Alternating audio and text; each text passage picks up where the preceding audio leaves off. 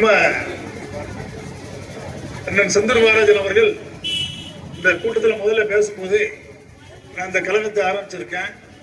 வருகின்ற சட்டமன்ற தேர்தலில் 2026 சட்டமன்ற தேர்தலில் அனைத்து இந்த அண்ணா திராவிட முன்னேற்ற கழகத்தோடு சேர்ந்திருப்பேன் என்று சேர்ந்து பணிபுரியும் என்று ஒரு வாக்குறுதி எங்களுக்கு தந்தார்கள். அது எங்களுக்கு மிகப்பெரிய சந்தோஷம். ஏன்னா ஒரு தலைவர் கட்சி ஆரம்பிச்ச உடனே நாம அதிமுக கூட பயணிப்பங்க சொல்வது எங்களுக்கு மிகப்பெரிய சந்தோஷம். ஆனா இந்த அதிமுக இயக்கம் ஒரு சாதாரண இயக்கம் இல்ல, மாபெரும் மக்கள் இயக்கம், தொண்டர்களால் தொடங்கப்பட்ட இயக்கம். எங்களுடைய புரட்சி தலைவி அம்மா அவர்கள் சுரேஷ் பவன் சொல்லிட்டாங்க.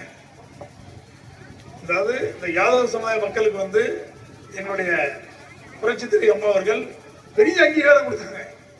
சுரேஷ் பவன் சொன்னாங்க, அமைச்சர் கண்ணப்பன் 1991-96 கண்ணப்பன் நினைச்சு தெரியாத ஆளே தமிழ்நாட்டிலே கிடையாது. அந்த அளவுக்கு ஒரு முக்கியத்துவம் கொடுத்து அவர் தமிழ்நாடு தெரிய வச்சு புரட்சி தலைவி அம்மா அவர்கள், அப்படி அக்கா கோகுலந்தர் அக்கா அவர்கள். ஆனா கால சூழ்நிலை அவர் ஒரு தனியா ஒரு இயக்கத்தை ஆரம்பிச்சு, அதாவது மக்கள் கமிஷன் புதிய இயக்கத்தை ஆரம்பிச்சு திரும்ப திமுக இப்ப அமைச்சரா இருக்காப்ல. அவர் வெளியுறவுக்கு அடையாளம் கட்டது புரட்சி தலைவி அம்மா மட்டும்தான். ஆனா எங்களுடைய இயக்கத்தில் அனைத்து இந்த அண்ணா திராவிட முன்னேற்ற கழகத்தில் யாதவ சமுதாய மக்கள் நிறைய பேர் கட்சி பொறுப்புல இருக்காங்க. சாதாரண பொறுப்பு இல்ல, மிகப்பெரிய பொறுப்புல இருக்காங்க. திமுக இல்ல. அப்படி சென்னையில ஒரு மாவட்ட கழக செயலாளர் சிட்லமகான ராஜேந்திரன் இருக்காப்ல, எம்எல்ஏ. திருநெல்வேலி எடுத்துக்கிட்டா அண்ணன் சுதா பரமசிவம், அண்ணன் கல்லூரி வேலாயுதம், இவங்களும் எடப்பாடியை டைரக்டா பார்த்தாங்க. எங்களுடைய புரட்சி தலைவி அம்மாவும் சரி, இப்போ எங்களுடைய புரட்சி தமிழ் எடப்பாடி அவர்களும் சரி, டைரக்டா சென்று ஒரு கோரிக்கைகள் வலியுறுத்தி நிறைவேற்றக்கூடிய இடத்துல அவங்க இருக்காங்க. அந்த அளவுக்கு இந்த இயக்கம் உங்கள் மீது மிகுந்த பற்று கொண்டுள்ள இயக்கம். அது மட்டுமல்லாமல் நிறைய பெண்கள் வந்திருக்கீங்க, பார்க்க ரொம்ப சந்தோஷமா இருக்கு. ஆனா ஒரு சில கருத்துக்கள் உங்கள்ட்ட எங்களுடைய இயக்கத்தின் சார் உங்கள்ட்ட பேசணும்னு நினைக்கிறேன்.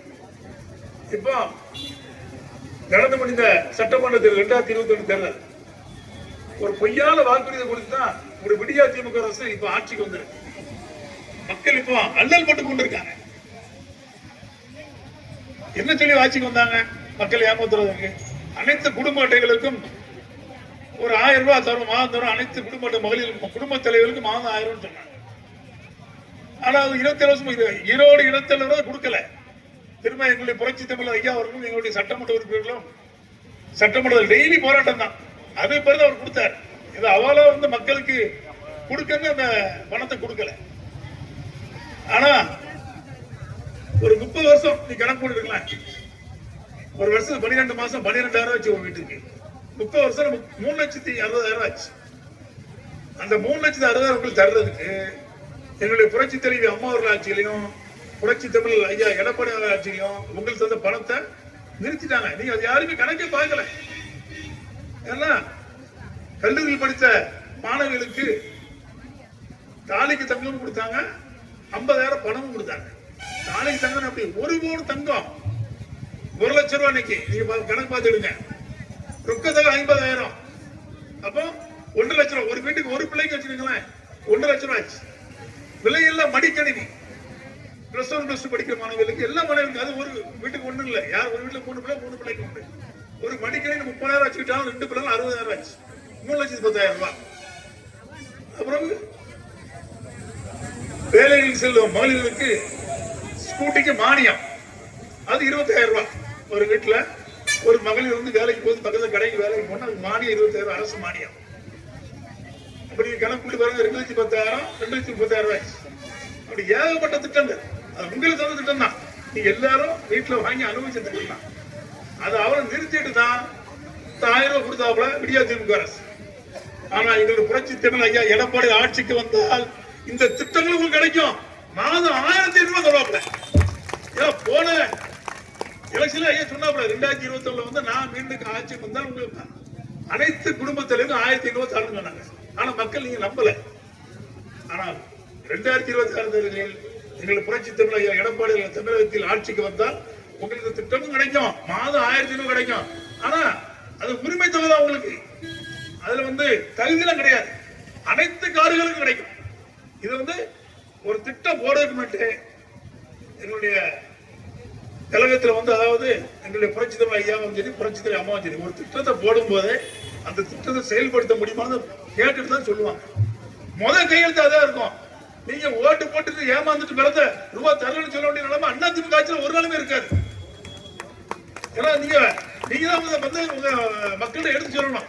பக்கத்து வீட்டுல பேசும்போது ஆமா இதெல்லாம் தரலையே அப்படின்னு நீங்க தான் இந்த மக்கள்கிட்ட நீங்க இந்த திட்டங்களை எடுத்து சொல்ல வேண்டும். அது மட்டுமல்லாமல் எங்களுடைய புரட்சி தலைவர் எம்ஜிஆர் அவர்களும் புரட்சி தலைவர் அம்மா அவர்களும் நாட்டுக்கார வேலூர் திரைப்படம் நடிச்சாங்க. அதுல கதாநாயகி எங்க புரட்சி தலைவர் எம்ஜிஆர் அவர்கள், கதாநாயகி புரட்சி தலைவர் அம்மா அவர்கள்.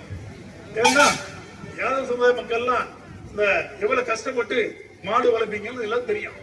ரொம்ப கஷ்டமான தொழில். நீங்க பாக்குற தொழில் 3 மணிக்கு முடிக்கணும், விடியல் 6 மணிக்கு முடிக்க முடியாது. 3 மணிக்கு முடிக்கணும், வாடகை குளிப்பாட்டணும், பால் கறக்கணும், காலில் விற்கணும். அது சாயங்காலம்.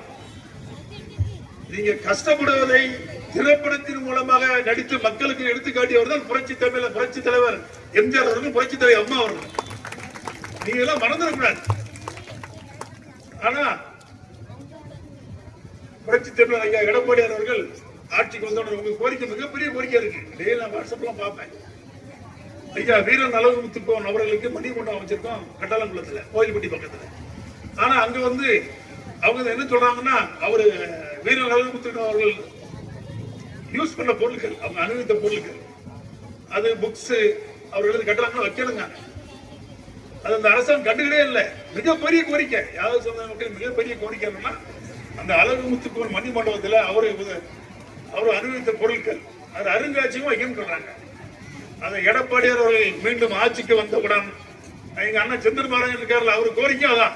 அவங்க எல்லாம் கூட்டு போய், அதாவது எங்க கட்சியில் நிறைய பேர் இருக்காங்க, எங்களுடைய மாவட்டங்கள் சன்மானம் இருக்காங்க, இதெல்லாம் கூட்டு போய் எடுத்து சொல்லி அதை வந்து 2026 ஆட்சிக்கு வந்து 2 மாதத்துல அங்க இருக்கும். எங்க உங்க மணி மண்டபத்துல அந்த பொருள் அங்க இருக்கும்.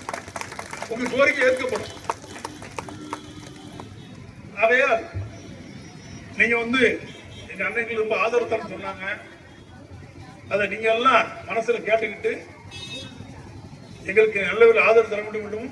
இந்த கூட்டத்தை மிகவும் சிறப்பாக ஏற்பாடு செய்த எங்களுடைய அருமை சகோதரர் செந்தூர் மகாராஜன் அவர்களுக்கு மீண்டும் ஒருமுறை நன்றியை கூறியும், அவர் இந்த திருச்செந்தூர் சட்டமன்ற தொகுதியை சேர்ந்தவர் என்பதால் அவருடைய உழைப்பு எங்களுடைய திருச்செந்தூர் சட்டமன்ற தொகுதிக்கு நிறைய வேண்டும் என்று கூறியும் எனக்கு பேசுவதற்கு வாய்ப்பு அளித்தமைக்கு நன்றி கூறி விடைபெறுகிறேன். நன்றி, வணக்கம். அப்பொழுது அவன் ஒரு புகைப்படம் எடுப்பதற்காக முயற்சி செய்தான். உடனே விஜய், எனக்கு நிறைய வேலை இருக்கு, எதுக்கு எங்க வந்த அப்படின்னு சொல்லி அவர் அசால்ட் பண்ணிட்டாரு. அது மட்டும் இல்லை, அதுக்கப்புறம் அனுமந்தை குப்பை என்ற சுற்றி ஒரு 500 பேர் உயிர் கொடுக்க தயாராக இருந்து கத்திக்கிட்டு இருக்கான். அவர் எந்த ஒரு ரியாக்ஷனுமே இல்லாமல் அப்படி ஒரு சாஃப்டாக இருந்து அவர் வேலையை பார்த்துட்டு அவர் போயிட்டே இருந்தார். நான் இது ஏன் இங்கே குறிப்பிட்டு சொல்கிறேன் என்றால், இன்றைக்கி நம்ம கவர்ச்சி அரசியலுக்கு அடிமையாகி விடக்கூடாது. இதே போன முறை தமிழக முதல்வர் ஸ்டாலின் அவர்கள் வந்திருந்த பொழுது அவருக்கு உடல்நிலை சரியில்லாத சமயம் தூத்துக்குடி மாவட்டத்திற்கு கடைசி இதற்கு முந்தின பயணம் என்று நினைக்கிறேன். ஒரு மக்கள் திமுக தொண்டர் உறுதுணையாக இருக்கக்கூடிய ஒரு அரசு அனைத்து இந்திய அண்ணா திராவிட முன்னேற்ற கழகத்துடைய அரசு.